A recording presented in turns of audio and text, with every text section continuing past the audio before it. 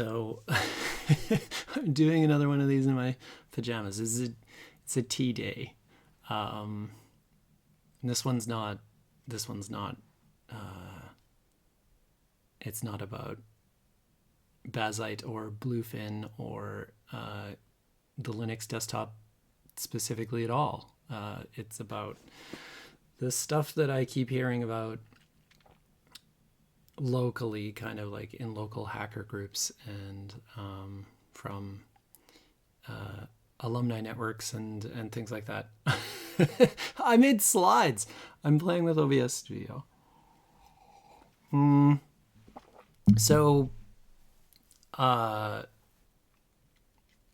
this is actually another response video. This time to a Google talk by this guy Adam Bender. I don't know him, but the talk is pretty good. Even though I disagree with a lot of it, I disagree kind of with the premise. So the title of the talk is I ripped this off from Tylenol. There was a Tylenol ad campaign for a while, and for some reason the tagline was "Stop, Think," and it was really weird because every time I would see the ad, I was like, first of all, it was really patronizing, and second of all, like, is the third step to take a Tylenol? Like, stop, think, take a Tylenol. Take our drug that we're selling you. Anyway, so this is going to be my patronizing Tylenol talk about stopping and thinking. So this is the talk by Adam Bender. It's a good talk. I think it's worth listening to if you're using LLMs, if you're not using LLMs, if you want to get kind of a pretty sensible high-level take about this stuff from a Google perspective, and apply it to other teams. If you're doing solo work, this talk is mostly about like he labels it socio-technical and then he defines socio-technical. I don't think that's necessarily required. I think the terminology is self-explanatory, but it's a bit breathless and it's a bit of a believer talk. So make of that what you will. But the numbers like 10x and 100x come up, and I take issue with that. But the behaviors he's describing are things that I've seen and that I'm hearing about from other people who are working in other environments. And I do think that they're a concern. I don't think the approaches he's suggesting are universal, but I do want to cherry pick a couple and then kind of like highlight them. So to start with, I would actually, this is kind of me disagreeing with his premise. His premise is sort of like, you're going to do so much more and you're going to have so much more heat and light in your teams, and like there's going to be a lot of stuff going on. And a friend with a startup last year actually like put the startup on pause, was just kind of like, I'm just going to stop building and I'm going to stop iterating and improving and like even on the small stuff, even on the kind of the quote unquote non-functional stuff. And he was like, I'm gonna kind of walk away from a while. I'll support my existing customers, but I'm not growing this business. And nothing happened for 6 months. Like the business persists because you have momentum, right? And your customers have inertia. They don't want to move. It costs time and money and energy and like your sanity to be switching software all the time. So your existing customers aren't going to like jump onto something else. And I think that a lot of people would disagree with me, but like your customers aren't paying for your software. They don't pay for your code. They never did. They pay for support. They pay for a 1-800 number they can call. I mean, I realize it's not literally ever a 1-800 number, not usually. They pay for the ability to get a patch landed if there's a security issue or some fundamental flaw in your software. They pay for a sense of security, and they pay for quality to some degree, but that quality is, it's always by hardening, right? Nobody releases a perfect version 1. And so that hardening is the existence of your software in production, having it on somebody's hardware, having it out in the cloud, running, doing stuff, failing a couple of times, and then getting cleaned up.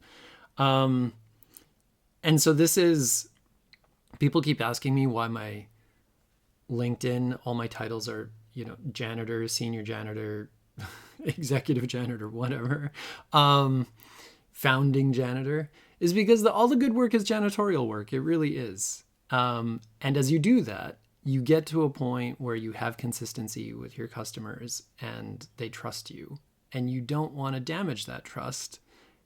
And you won't damage that trust by just standing still for a minute. If there's a huge security issue, sure, you resolve that, but you don't have to do anything. So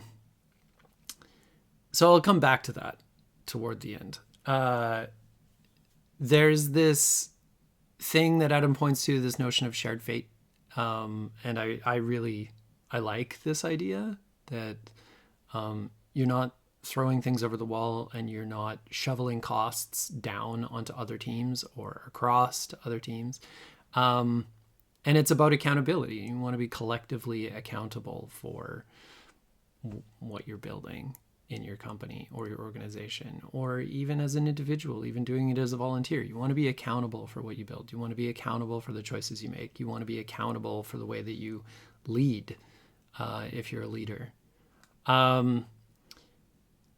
And so then there's this notion that I think a few groups are getting right. I would say the modal collective people are the loudest of any kind of collection of people that I've seen for a while. I mean, I guess there's the classically semi-anarchist sort of Valid and stuff like that. Sure, I mean, the cult of the dead cow is going to be talking about adversarial design, but I think that the modal folks do it in a way that is a little more mature, is maybe the wrong word, but a little more truly future focused and not kind of worrying about just, weird 80s sci-fi dystopia thing. So you, in my opinion, you want adversarial design baked into your processes and your software development ecosystem and your SDLC, whatever that looks like. You want to protect that against things being taken away from you, from components of that machinery being ripped away. And LLMs are a big part of that. I mean, lots of people shuffled a bunch of IT responsibility off to AWS in the cloud or Azure or wherever and learned a painful lesson over the last 5 to 10 years. We know what that lesson looks like. And I actually think the developers are doing a better job with LLMs this time. You hear people constantly trying to fight against vertical integration with this stuff. I'm a huge fan of vertical integration when it comes to open hardware and open source and truly open things, but all the frontier models are not, and they want you to use their IDE, or they want you to use their weird orchestrator thing or 3-column layout code slopper, whatever. And if that thing is not something that you can host yourself, if it's not something you can own, then you need to treat that as a disease, right? Because it is. Because it can be ripped away from you. And then your software development process, if it has become codependent on that, codependent? Just dependent. They're not depending on you, will suffer, right? Maybe in an unreversible way. So the thing, and so again, I think that's me disagreeing with Adam. He's kind of like, teams are going to go all in. I'm like, well, slow down. You can get in there. You can use LLMs, absolutely, but you need to think about what you're doing. So he's got this thing about focusing on the fundamentals. His focus in his talk is a little bit more on the socio-technical side of things, like the way that teams actually communicate and are reflected in the architecture that's built and all that usual jazz. I'm tempted to go back a step even further. I really like Simon Wilson's agentic engineering patterns. They're very sensible and they're very boring. And I think that's a good thing. Boring things are good. Boring things are safe. So tests, your continuous delivery pipeline, pair programming. This isn't one I hear about a lot, but like for two people to sit down and share how are they using an LLM? For what tasks are they using the LLM? How much time do they spend reviewing the code that they're actually pushing into trunk? And the idea that you want to continue the human-to-human connections. I think that there was a good blurb by Rich at the latest Clojure Conch about people talking to each other and where did you get your skills from. This idea that mentorship is going to go away. This is a big fear that a lot of people have. And I think it's a fear that's justified, that people are going to kind of squirrel themselves away in a corner with their LLM agent buddy or buddies, right? Or team of like a dozen agents grinding out code for them. And that mentorship still matters. You still need to bring people up. But you also need to like laterally mentor your teammates.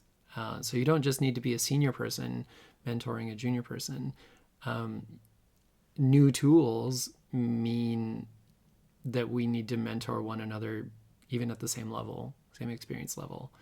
Your abstractions, your seams, your APIs, data models and versioning your data models, your overall evolutionary architecture, these things matter more than ever because your agents are going to smash them to smithereens.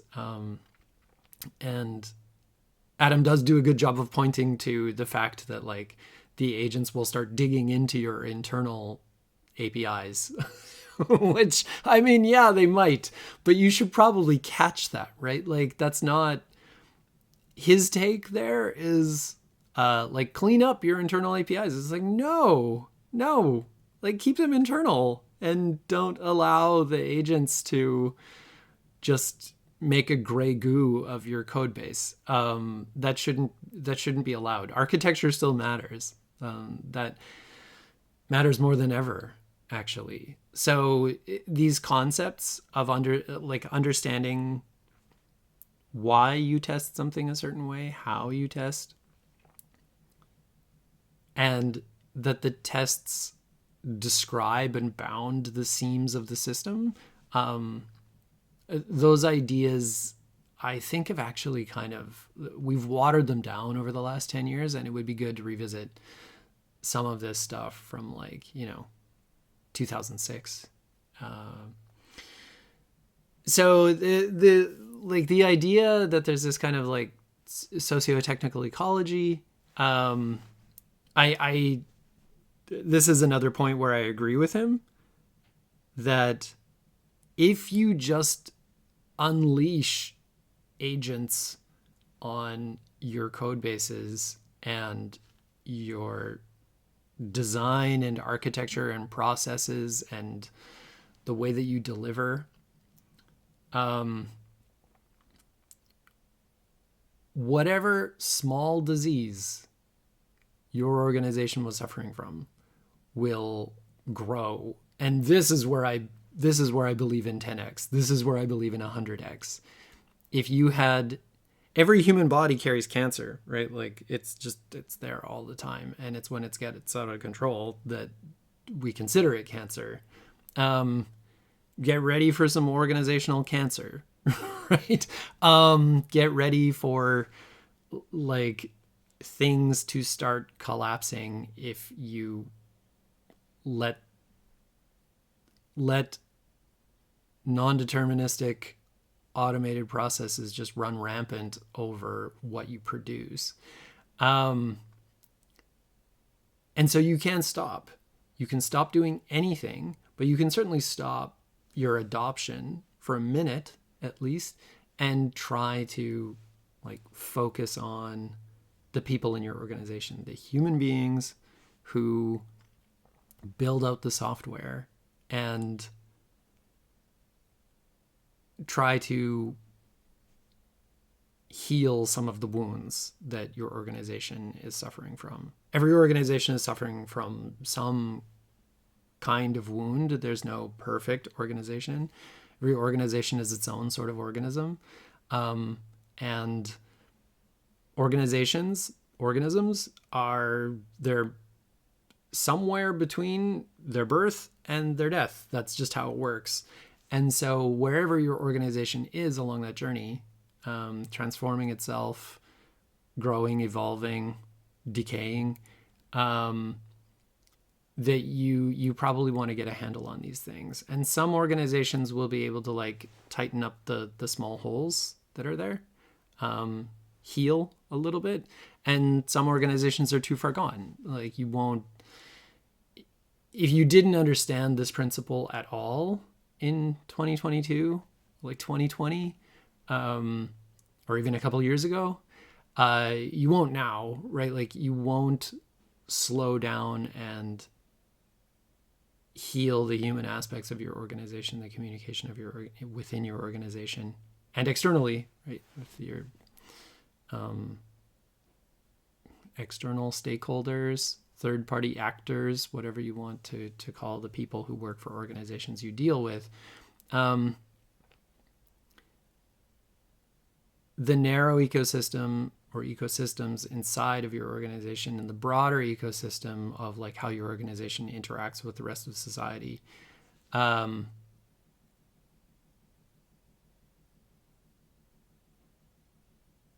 The push toward AI forward is going to lead to a lot of collapse for the organizations that don't understand this.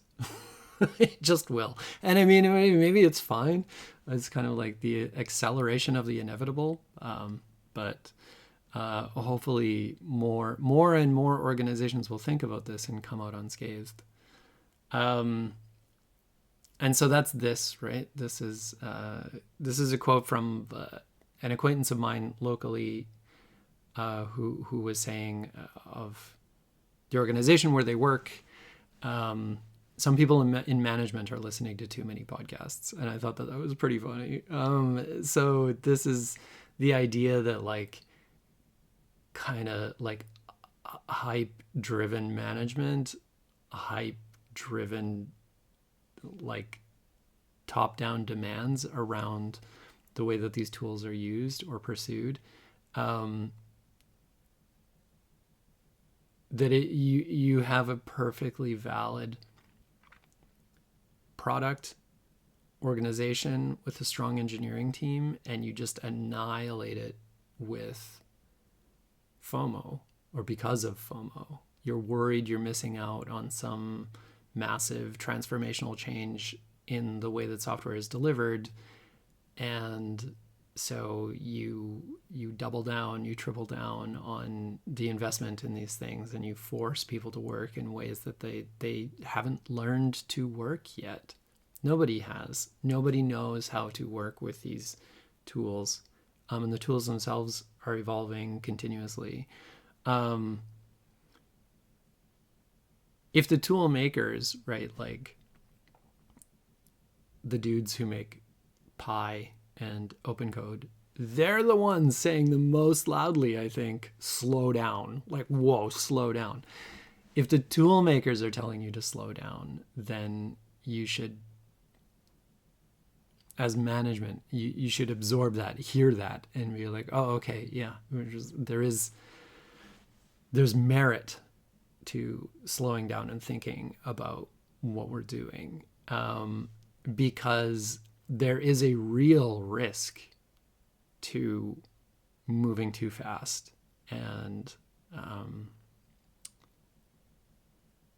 it's multifaceted, because as a developer, if you've tried these things, they can be fun, right? It can be fun to grind out features faster than you ever have before, if that's particularly if it allows you to get to the fun stuff.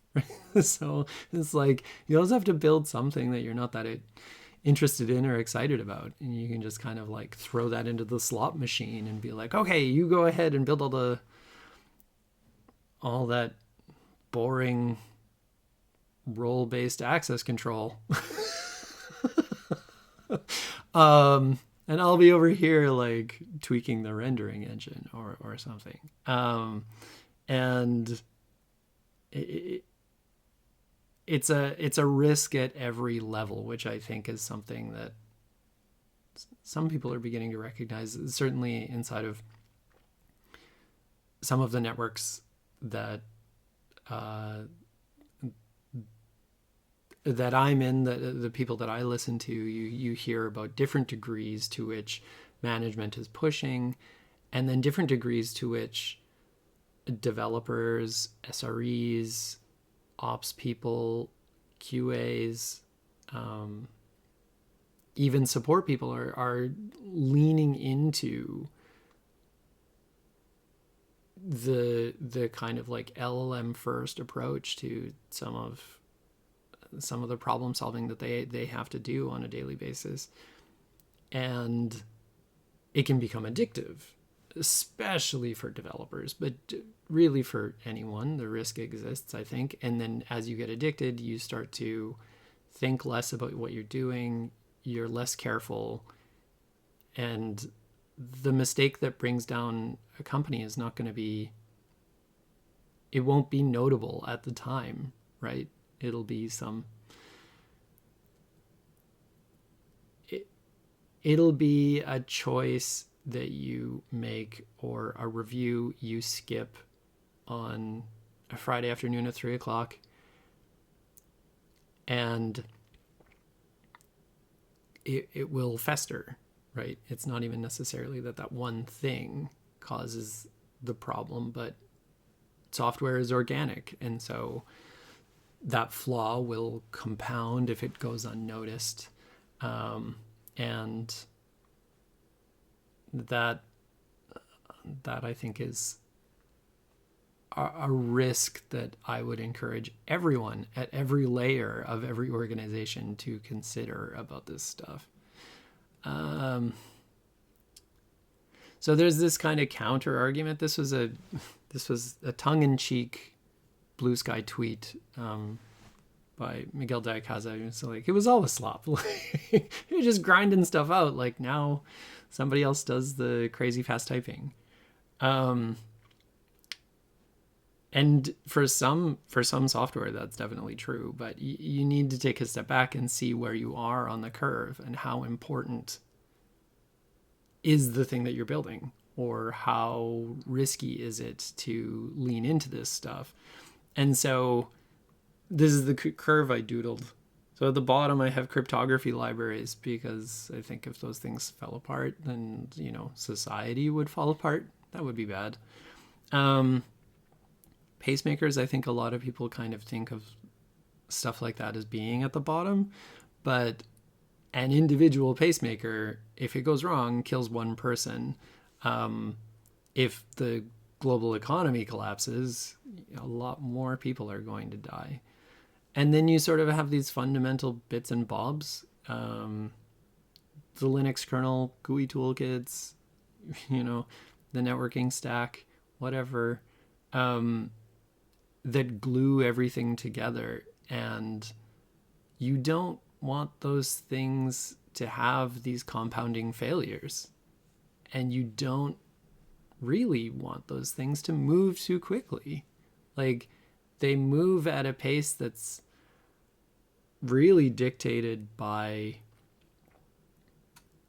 the needs of application developers, or depending on what kind of toolkit or infrastructure we're talking about in this middle layer, service developers, or higher levels of infrastructure. And then above that, you kind of have, your day-to-day application development.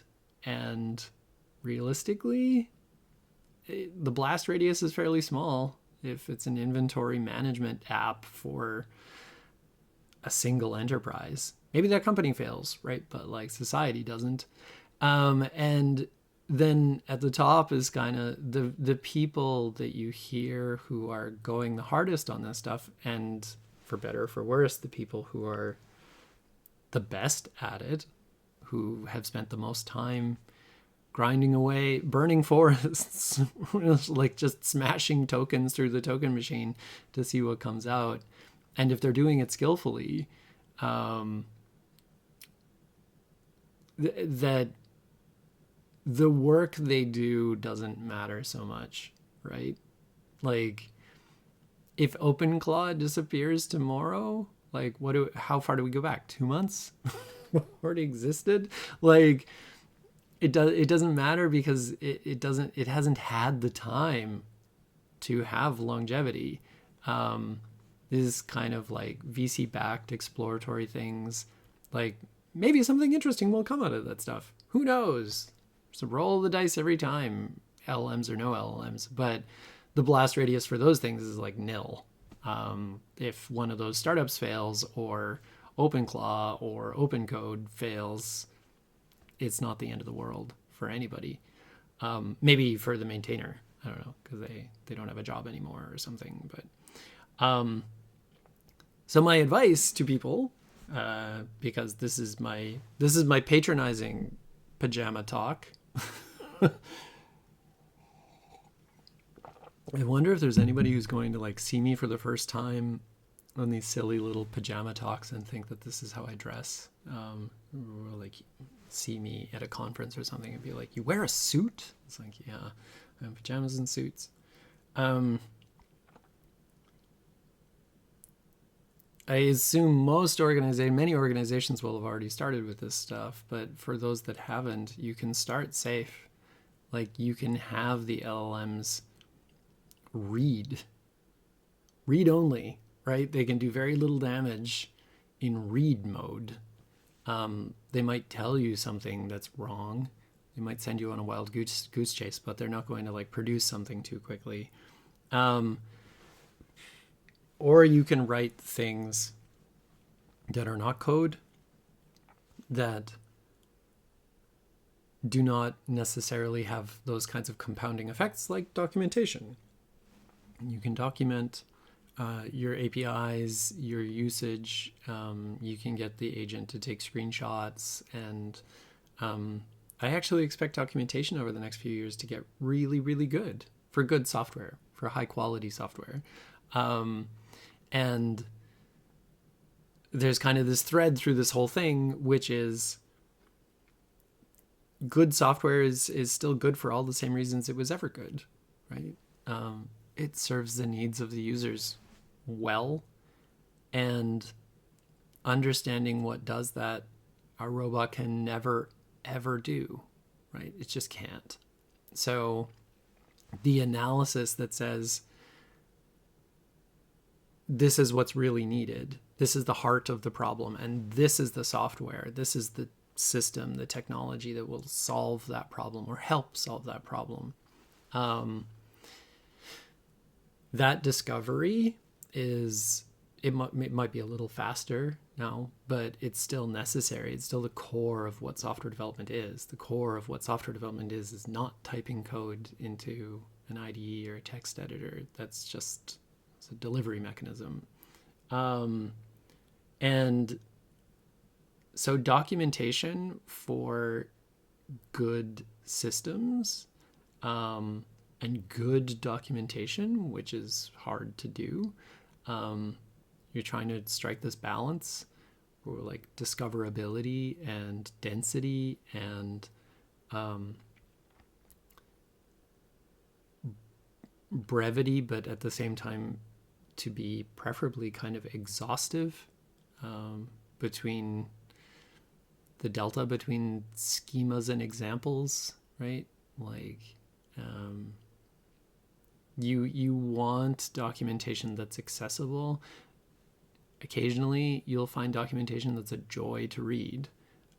It's rare, and good documentation tends to come from good software teams that really understand what the team is doing and how it's delivering things. Anyway, rant.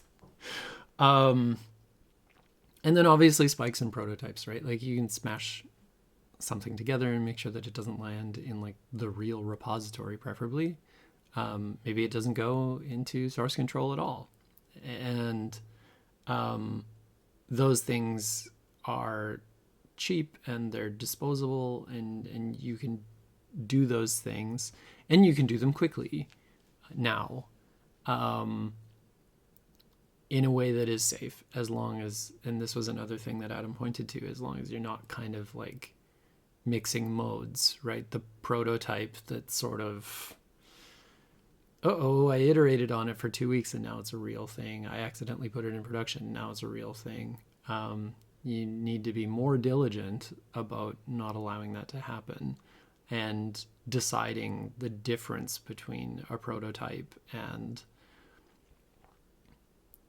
release early, release often type of thing, right? Where you're actually putting something in production on purpose to use the tool itself, the tool being the software you're producing, as a discovery mechanism, as a business analysis mechanism, to understand the software itself with itself, which can be kind of a QA process, right? Where like the users tell you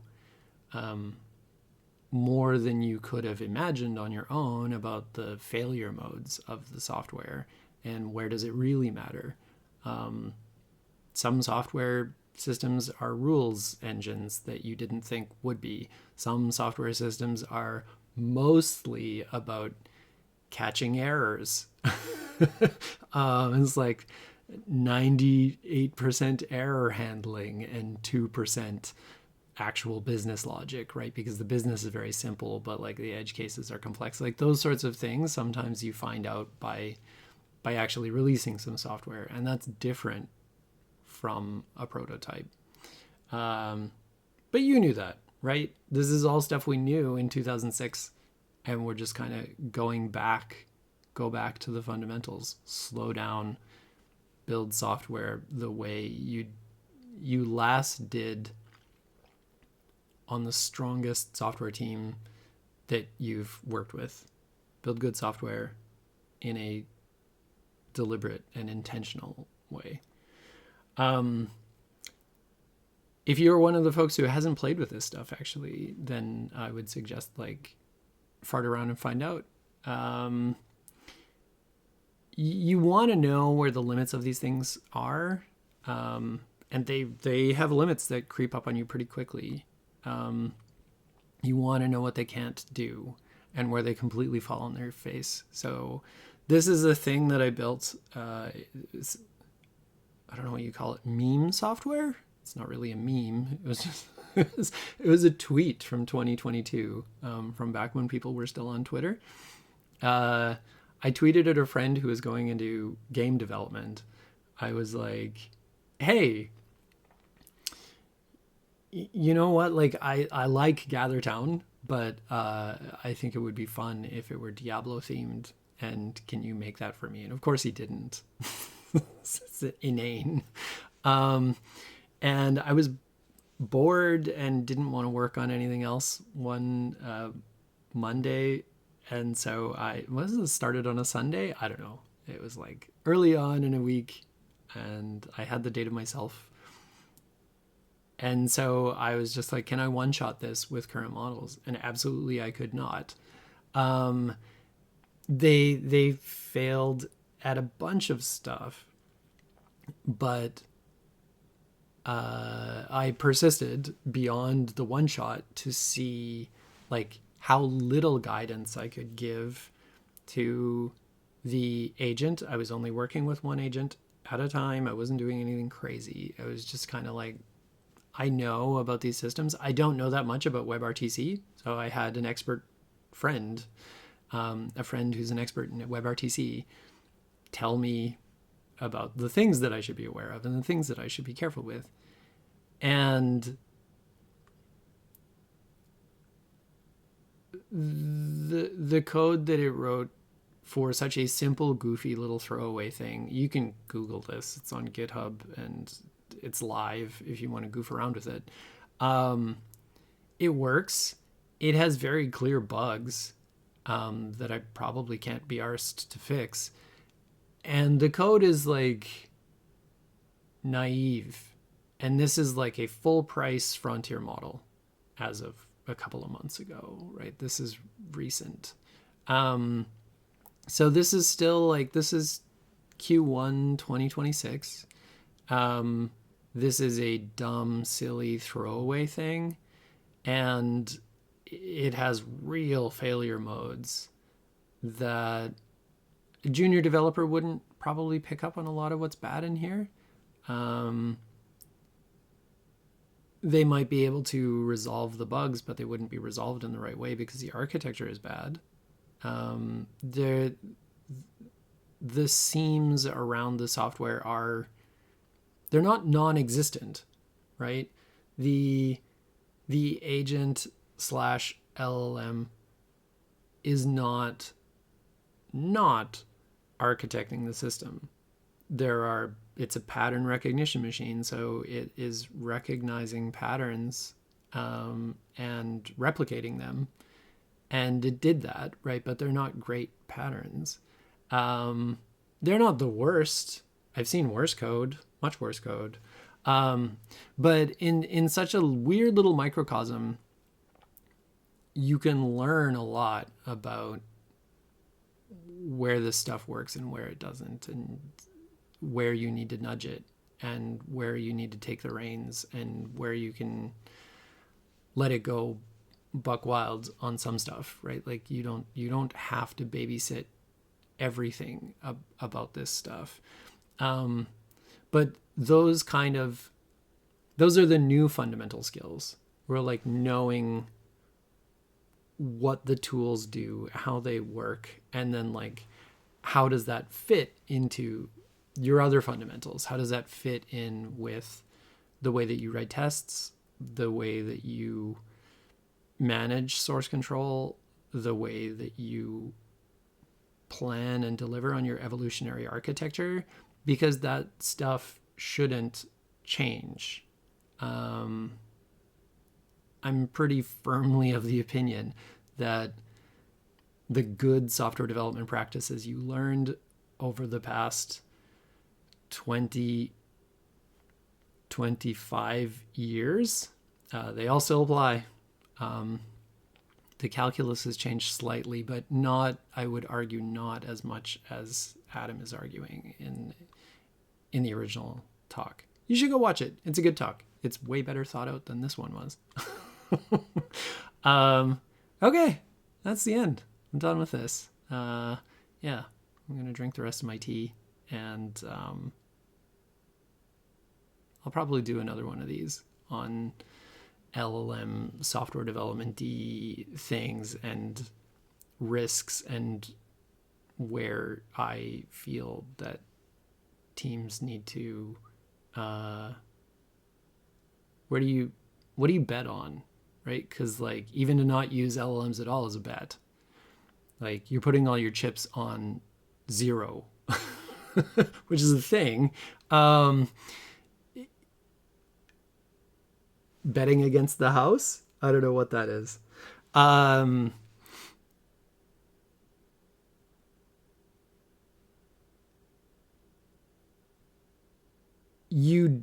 thing you don't want to do, the thing you really don't want to do is just what everyone else is doing.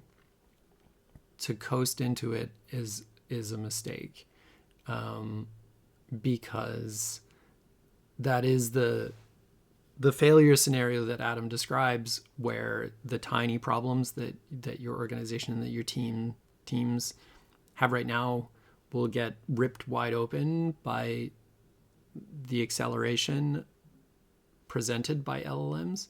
The acceleration itself is inevitable, right? If you don't control it, people are going to churn out more code faster. That's probably not what you want. Maybe some amount. Maybe you'd be okay with like 20% bump in bugs squashed, or, even features delivered, depending on where you are. But to get a handle on the thing, you really want to learn what the thing is. And it's moving fast, but it's not moving as fast as people make it out to be. So you can chill out a little bit, evaluate,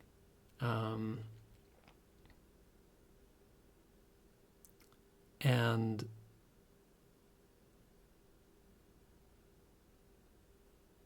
try to kind of triangulate between the people you have, the processes you have, and the tools.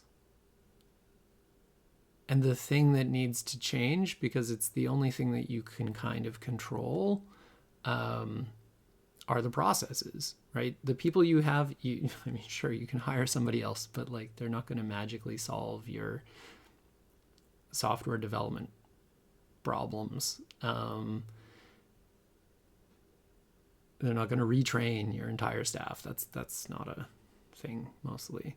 But you can come to some agreement with everybody about what the new processes need to look like. And probably it's the opposite of what everyone is saying. It's not hack and slash and move faster and move everybody into review mode like architect role. It's probably that you need to spend more time doubling down on quality and thoughtfulness, and to invest more energy in understanding your users, your customers, to spend more time with humans talking to each other. Like that's the upshot of all this. I'm reasonably convinced. And I think that there is this there's this thing that Adam mentions from the conference. I wasn't there, but I believe him that this is like the tagline, and I've heard this from other folks. The tagline that everybody's a builder now. Everybody's a builder. It's like, well, kind of, right? But again, backwards.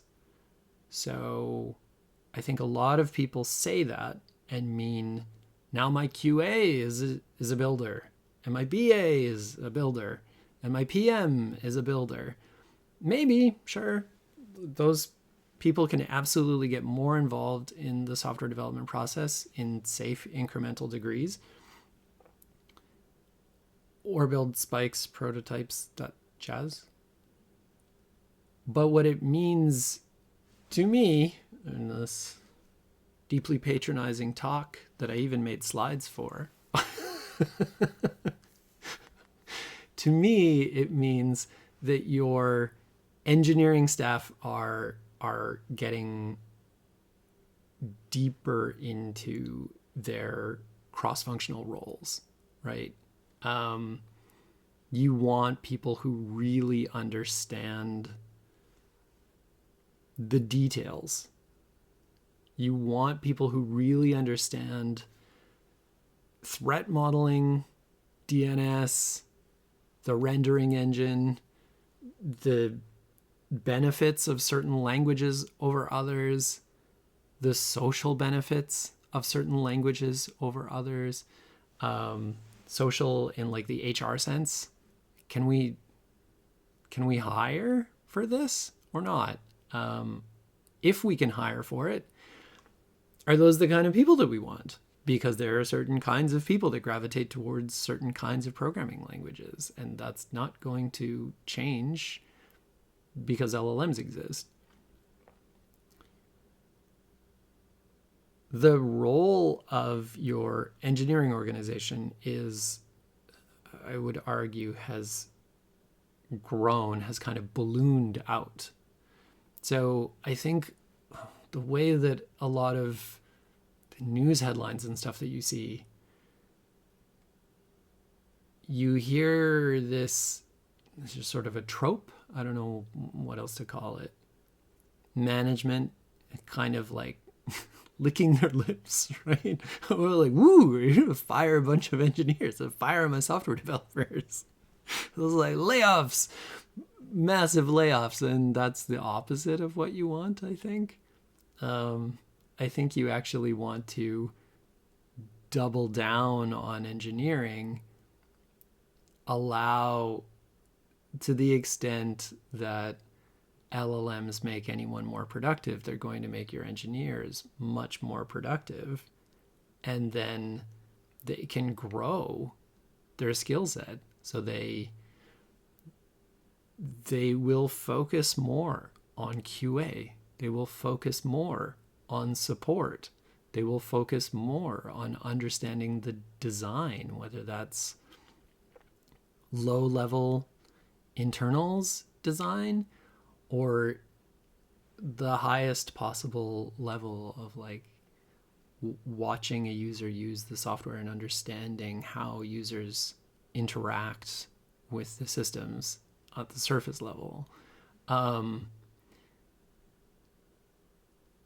I think a lot of people are probably getting it backwards, that they have this fantasy notion that software development as a discipline, software engineering, computer science, that these things are going away. The organizations that choose to believe that and act on it will be some of those organizations that suffer. And the organizations who understand the merit, the value of having people that grok just what a computer is, as silly as that may sound. I think that those organizations, if they also respect those people, if they respect software developers, if they respect SREs, they will do better, right? They will allow those people to grow. They will allow their software teams to become more holistic and more cross-functional in a way that does not include laying off 10,000 people in a go. For, ooh, looking good this quarter. That's nice for you. But there's another quarter coming after that, and another after that, and another after that. And so you're gonna need people to deal with the operation of the business. And engineering talent still really matters. The calculus has changed. I agree with Adam about that. I don't think it's the crazy industry upheaval that everybody makes it out to be. It's kind of like a mini version of that, maybe, that for strong organizations will put engineering in the driver's seat. Okay, that's it for today. Pajama talk, tea talk. What else can I tell you? I'm doing this because I'm procrastinating. I'm supposed to be at the bank